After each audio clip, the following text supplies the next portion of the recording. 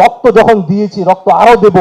ইনশাআল্লাহ এই দেশে মানুষকে মুক্ত করে ছাড়বো ইনশাআল্লাহ, আজাদি নিশ্চিত করে ছাড়বো ইনশাআল্লাহ। এই দেশের স্বাধীনতা রক্ষার জন্য সুয়ের মাথায় যতটুকু জমি থাকবে ওটার আজাদি নিশ্চিত করা পর্যন্ত এই লড়াই আমাদের চলবেই ইনশাআল্লাহ।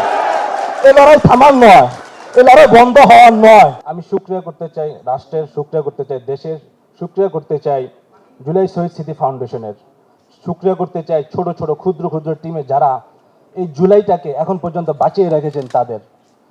তো এই জন্য আমার বেশি কথা বলার সুযোগ নাই। আমি বলতে চাচ্ছি যে আমি গত 4 আগস্টে যখন আমি কারণ বাজারে আহত হই, আমাকে যখন ঢাকা মেডিকেলে নিয়ে যাওয়া হয় তখন আমাকে শহীদদের সাথে ফেলে রাখা হয়।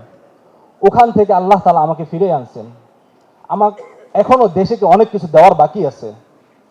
এই দেশের সার্বভৌমত্ব রক্ষার জন্য, এই দেশের স্বাধীনতা রক্ষার জন্য সুয়ের মাথায় যতটুকু জমি থাকবে ওটার আজাদি নিশ্চিত করা পর্যন্ত এই লড়াই আমাদের চলবেই ইনশাআল্লাহ।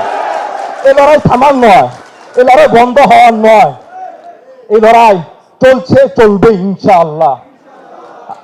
সর্বশেষ কথা এটাই বলতে চাই, যারা এটাকে বিভিন্নভাবে কুক্ষিগত করতে চান, জুলাই চেতনাকে ধ্বংস করতে চায়, মূল নীতিকে নষ্ট করতে চায়, তাদের বিরুদ্ধে আমাদের হুঁশিয়ারি একটাই, রক্ত যখন দিয়েছি, রক্ত আরো দেব।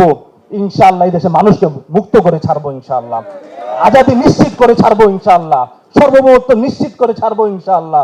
যেহেতু জীবন এখনো জীবিত আছি, তো সেহেতু এখন পর্যন্ত আমরা আমাদের দেশের মাটি সার্বভৌমত্ব নিশ্চিত করে ছাড়বো ইনশাআল্লাহ।